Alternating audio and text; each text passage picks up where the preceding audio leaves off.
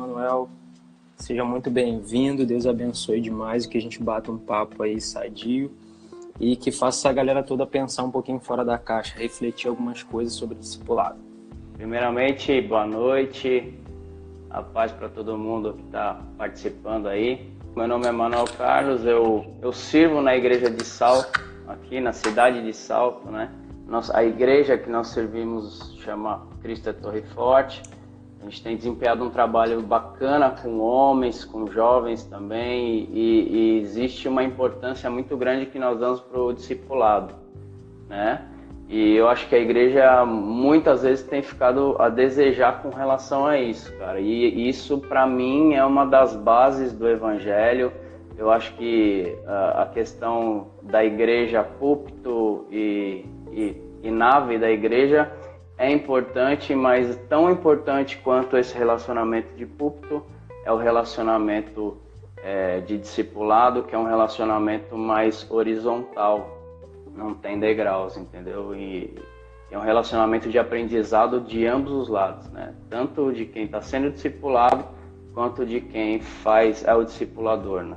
Eu conheci o pastor Manuel na conferência do Risco Zero, Maranata da Ilha de Guaratiba, e na hora que eu te conheci, a gente bateu um papo depois ali, eu soube que você carregava algo no seu coração com relação a ensino, com relação ao discipulado. Então eu queria que você falasse um pouquinho sobre aquilo que a gente já conversou fora do ar, sobre o projeto que vocês têm aí em Salto, né, que é Homens ao Máximo, que eu achei o nome muito interessante, e falasse um pouco disso. O Homem ao Máximo, ele não é um projeto nosso, né, de iniciação nossa, ele já existe faz algum tempo.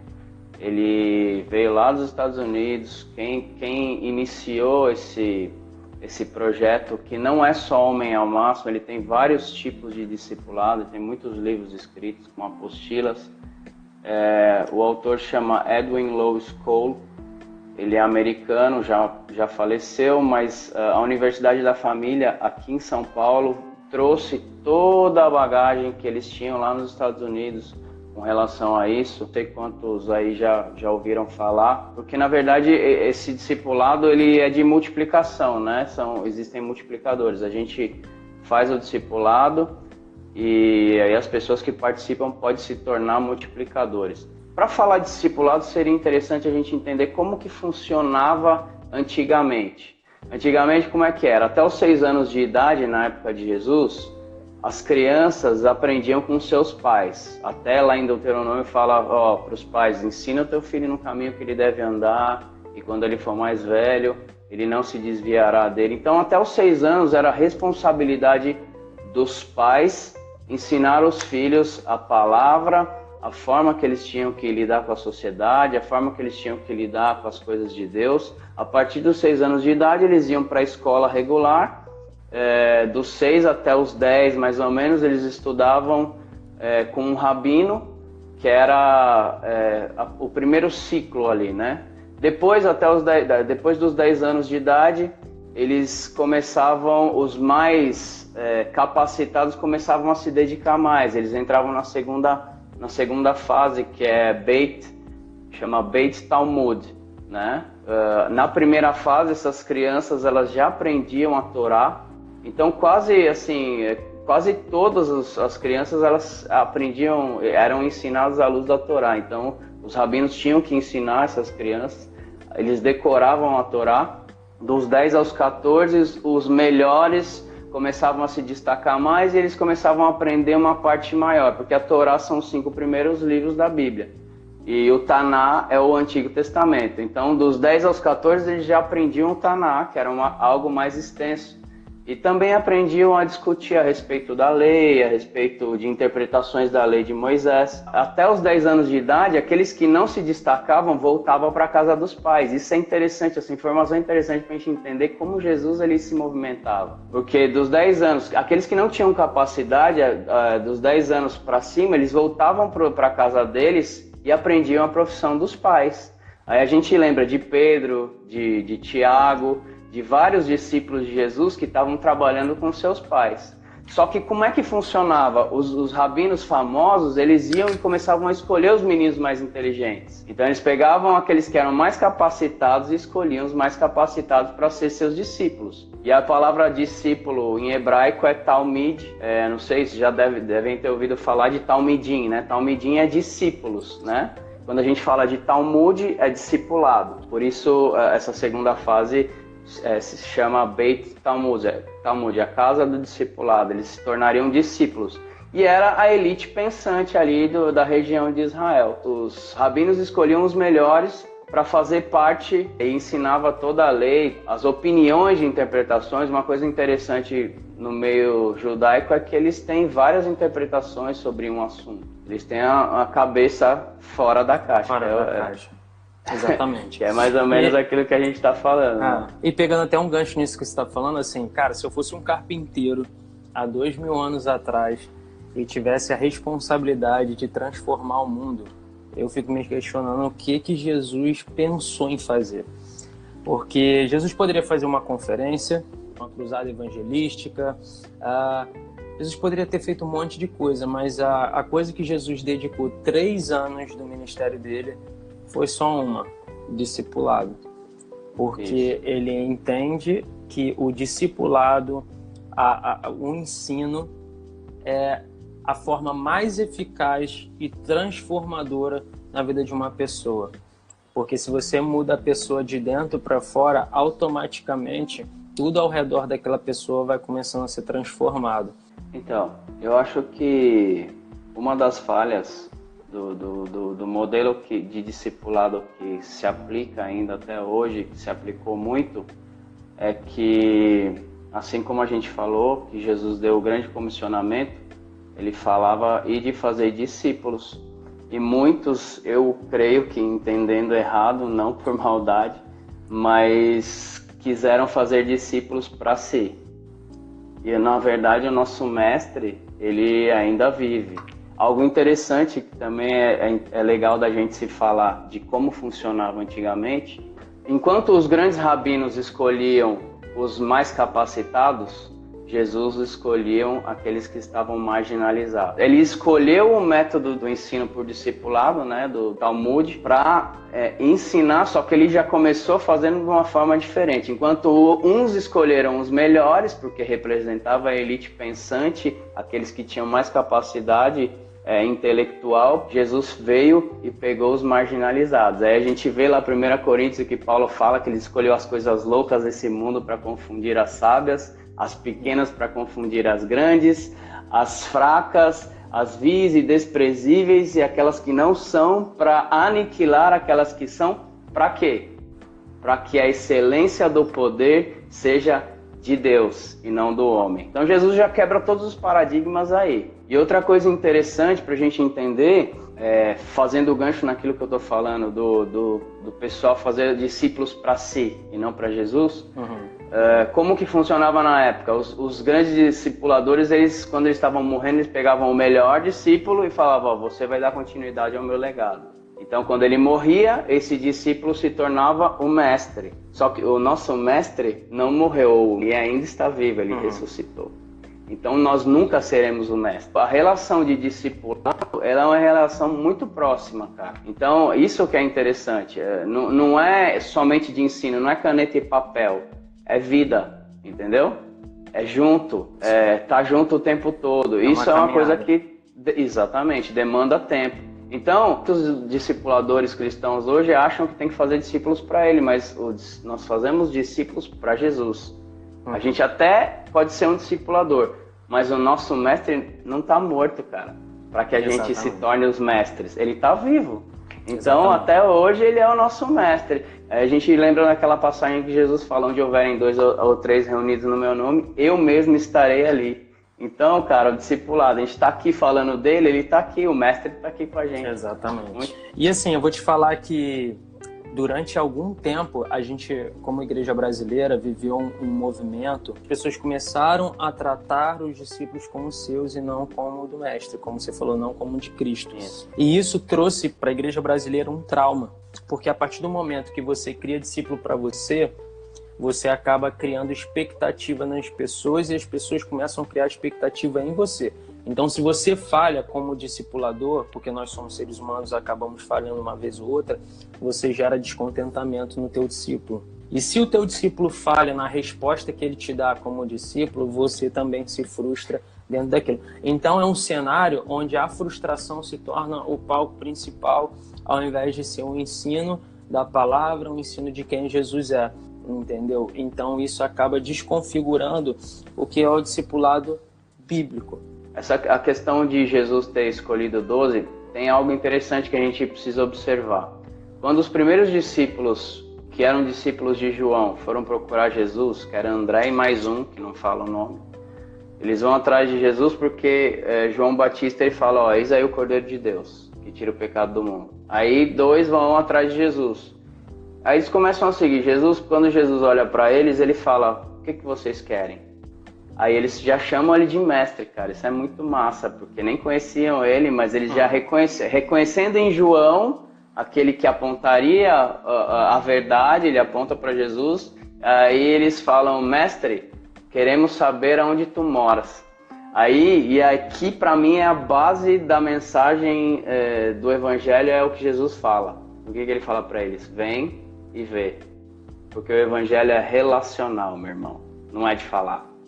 É de estar junto, é de sentir, é de sentar junto, é de levantar junto, é de comer junto, é de ver como ele trata as pessoas, é de ver como ele reage às situações, é de ver o amor dele para as pessoas. Então eu vejo o discipulado muito disso, é o vem e vê, entendeu? Então assim, a gente já definiu basicamente o que é discipulado, que é caminhar, né, literalmente caminhar junto, ver, aprender. Isso. Não só no discurso, mas principalmente na prática. Então, a importância do discipulado dentro das igrejas é justamente passar a mensagem de Cristo adiante. E assim, Exato. Você é um cara que tem quantos anos de ministério, mais ou menos, Manuel? Estou pastoreando, cuidando de gente faz pouco tempo, faz uns 4 anos, mais ou menos. Então vamos botar, tem uma Copa do Mundo aí já cuidando de pessoas. E se eu tivesse que te falar assim, o que é necessário para você discipular alguém?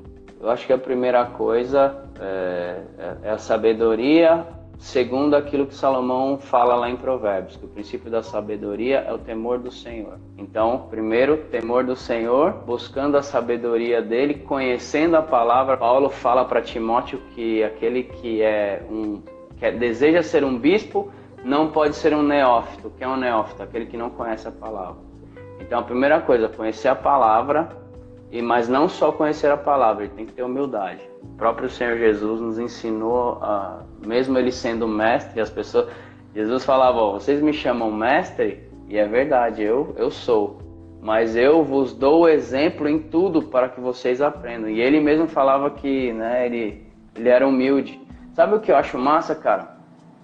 A questão da mansidão. Porque o que é mansidão, se a gente for parar para pensar? Mansidão é você ter todo o poder para fazer algo, mas você não fazer nada. Porque você entende que não é necessário, ou que você fazer algo para prejudicar está fora do propósito. Quando a gente fala que um boi é manso, o que significa? Ele é forte, mas ele não usa a força dele. E é interessante a gente perceber isso, porque uma pessoa que quer ser apta, né, para o ensino do evangelho, para ser um discipulador, para ser uma pessoa para carregar essa mensagem de Cristo a outras pessoas, ele primeiro precisa aprender de Cristo, né, saber o que ele está falando, ser manso, né, e humilde de coração. E olha só que interessante, se você ler em Provérbios 8 lá, Salomão ele coloca como se a sabedoria estivesse falando ali. Depois você dá uma olhada, o pessoal que estiver aí acompanhando, dá uma olhada, Provérbios 8, e interpreta aquilo que está sendo falado por Salomão ali como se fosse Jesus falando. Cara, sua mente vai mudar. Todas as vezes que a palavra sabedoria aparecer para você, você vai falar, puxa, isso aqui é uma figura de Jesus. Quando ele fala aprender de mim, ele tá falando, quando ele fala aprender de mim, ele tá falando, tipo, eu sou sabedoria, aprenda de mim, que sou a verdadeira sabedoria. E quando ele fala tomai do meu jugo, porque assim, outra coisa massa da gente entender, para compreender como que funcionavam as coisas lá na época, o ensinamento de cada rabino, cada mestre, era chamado de jugo. Por isso Jesus fala, o meu jugo é leve, porque o peso, quem carregou foi ele. E na verdade os rabinos colocavam o peso para os seus discípulos, que nem eles mesmos conseguiam carregar. Então Jesus ele fala, o meu jugo é leve, porque eu carrego o peso. Fui eu que carreguei. Até mesmo porque o jugo de Jesus ele vem baseado na graça e não na lei, né? Eu sempre uso o exemplo de uma mesa posta, uma mesa de algo que nós não conseguiríamos comprar. Tá lá posta, agora a gente tem que ir até ela e pegar. Tá posta para todo mundo ali, entendeu? Mas nem sempre todo mundo vai e pega. Olha só que interessante, quando Jesus fala que o fardo dele é leve e o jugo dele suave, quando se fazia o trabalho de cega, né, de plantação, tinham 2 bois que tinham que ir. Os 2 bois eles tinham que ter o mesmo tamanho. Se houvesse um boi maior, ele carregava todo o peso do boi menor. Então, quando Jesus ele fala que o jugo dele é leve e o fardo suave, ele está se colocando ali para nós caminharmos lado a lado com ele, sendo ele o boi maior, que o peso todo ele carrega. Mas nós precisamos caminhar do lado dele, tá ligado? Durante muito tempo, uma das coisas que eu mais ouvi nas igrejas, da dificuldade que as pessoas têm no discipulado, é um negócio chamado exposição.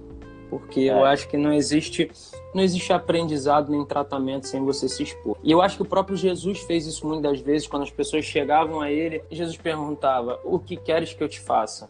O cego Bartimeu, quando chegou clamando, Jesus, filho de Davi, tem compaixão de mim, Jesus vira para ele e fala, o que queres que eu te faça? Então isso fala de expor, né? Botar para fora aquilo que está dentro de você, para que o que está dentro de Cristo venha para você e mude o teu coração. Como lidar, cara, com essa dificuldade que as pessoas ainda têm de exposição? É uma tendência do homem, né? Se esconder. Quando eu erro, a minha pecaminosidade me faz fugir, como Adão fugiu. Adão e Eva se esconderam, certo? Quando eles erraram. Essa é a tendência do homem. Até no discipulado a gente fala um pouquinho a respeito disso. Eu não sei se a gente chegou a conversar aquele dia na mesa que possivelmente Adão não se arrependeu, cara. Que Deus fala, quem te falou que você errou? Quem te falou que você estava nu? Aí ele fala, mano, a mulher que você me deu. Culpou Deus e a mulher. Ele podia ter falado, Senhor, me perdoa, eu errei. Poderia ser que a humanidade tivesse tomado um rumo totalmente diferente, entendeu? Eu não tenho dúvida disso. Porque as pessoas elas têm essa tendência de se esconder mesmo. Mas é a falta de confiança nos líderes também, cara. E o que ele vai fazer a pessoa confiar nela? Ele ser exemplo. No entendimento de que se eu tenho um discípulo e eu preciso ser um referencial para ele, eu preciso mostrar com a minha vida aquilo que eu espero que ele seja. E eu acho que é exatamente isso que Jesus fez, exatamente isso que a gente tem que fazer com as pessoas. Tem uma frase do apóstolo Luiz Hermínio, do Mevan, é uma igreja que eu fiz parte, que ele fala que onde há muito regulamento, há pouco relacionamento. Porque é mais fácil você criar uma regra para você não precisar analisar caso a caso, entendeu? Porque isso demanda tempo, dá trabalho. Cara, eu acho que a gente conseguiu explanar um pouquinho aquilo que a gente pensa a respeito de discipulado. É um bate-papo bem bacana. Eu já queria encaminhar para a gente encerrar aqui, mas antes eu queria abordar um tema que é essa questão de que muitos pastores têm se suicidado. É uma questão muito triste e, ao mesmo tempo, polêmica. Porque, olhando os comentários de alguns posts relacionados a isso, eu vejo uma divisão muito grande na opinião da galera. Por que você acha que muitas pessoas hoje, isso falando dessa parte dos pastores e discipuladores, têm buscado essa alternativa do suicídio? E também falasse um pouquinho sobre essa pressão que a igreja cria em torno de um líder. Se é exatamente isso, eu tenho uma opinião um pouquinho diferente com relação a isso. A gente pode explanar um pouquinho mais para a gente encerrar. O que você acha? Pegando por base 5 ministérios. Então, por exemplo, uma pessoa, o cara não está aguentando, de repente ele foi colocado num lugar errado. O cara é um profeta, o profeta ele é um cara que gosta de ficar sozinho. É uma característica dele, ele quer se isolar para ouvir a voz de Deus. Só que o profeta ele foi colocado como sendo um pastor, porque todo mundo é pastor, entendeu? Todo mundo é pastor, tô falando entre aspas, tá?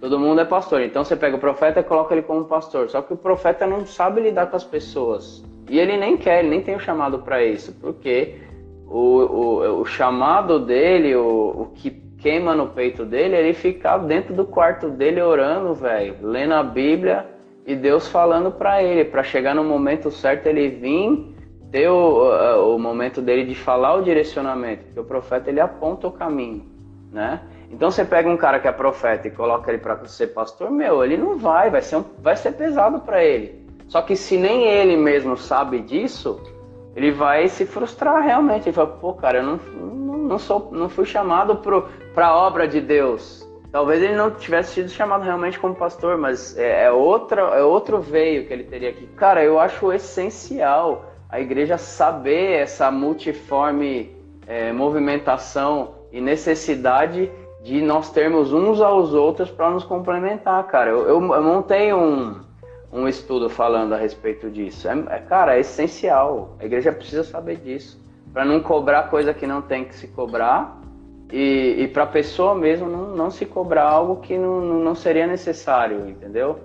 Eu, assim, em último caso, o cara tá na pressão, tá mal, cara, vai descansar, velho. É melhor você vivo do que você morto, você tá entendendo?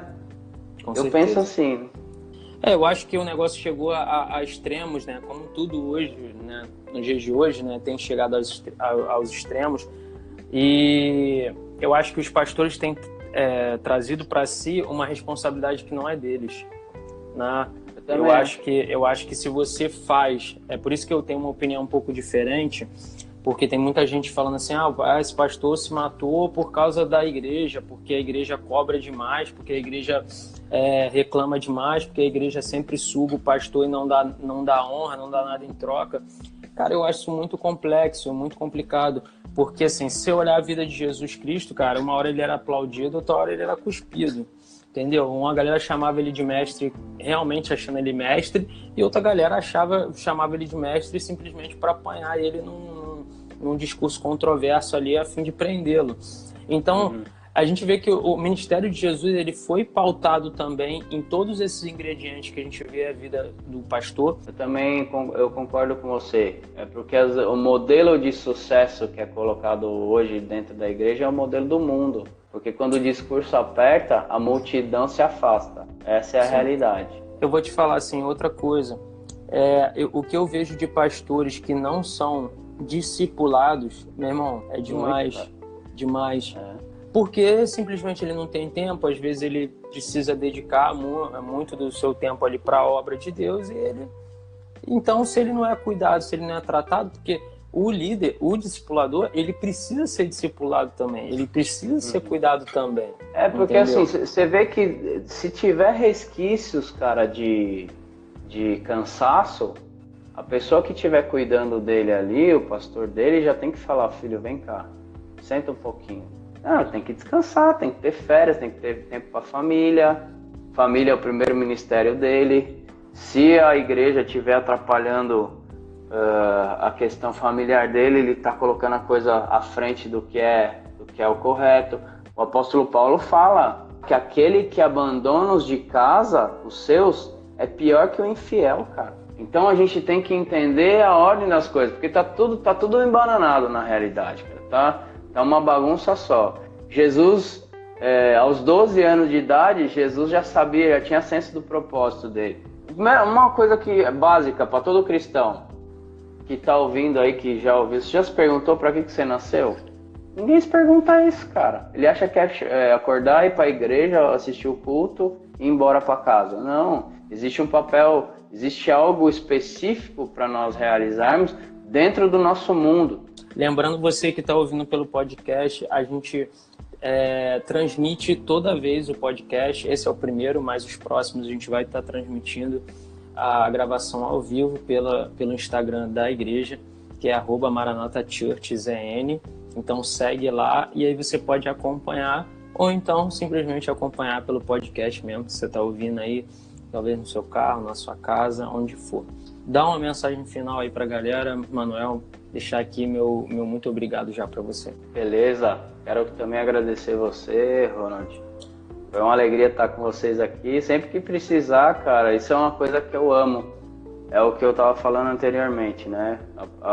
Por eu amar a Cristo, o simples fato de eu estar falando dele já me completa, né? Já gera a ardência no meu coração, né? Então eu me alegro com esses momentos, eu gosto de falar dele, gosto de estudar sobre ele, gosto de me relacionar com ele. O que eu queria deixar, já que a gente está falando de discipulado, é que a gente precisa entender que nós somos todos discípulos de Cristo, e assim como era antigamente, né? Os mestres, eles colocavam outras pessoas em seu lugar depois que eles morriam. O nosso mestre está vivo. Então ninguém nunca vai poder substituí-lo. Amém, é legal demais. É uma alegria estar com vocês aí, pessoal. Espero que tenha outras vezes, muito bacana. Vamos fazer mais vezes, foi bacana mesmo. Eu queria deixar minha mensagem de encerramento e dizer o seguinte: você que é discipulador, você que é discipuladora, que exerce um trabalho como líder, tenha relacionamento com as pessoas, cara, que estão junto com você. Eu acho que relacionamento é sempre muito saudável para você conhecer aquelas pessoas que estão à sua volta e poder ajudar ao máximo e mostrar Jesus para as pessoas. Porque eu acredito que discipulado nada mais é do que você formar pessoas, e aí no nosso caso formar Cristo nas pessoas. E as pessoas vão ver Cristo através das suas atitudes. Como elas vão ver as suas atitudes? Através de relacionamento. Se não tiver relacionamento, não funciona. Meu muito obrigado para você, Manuel. Cara, você é demais. Valeu, sempre me atendeu muito rápido. Sempre foi muito solícito. E assim, a gente se conheceu até pouco tempo, mas meu coração já tem muita gratidão, cara, por você. Sou grato por ter te conhecido. Eu espero que a gente possa estreitar cada vez mais esses laços e aprender mais acerca de Cristo. Tá bom? Amém. Tamo junto. Cara, também. Tamo junto, irmão. Deus abençoe. Valeu. Valeu.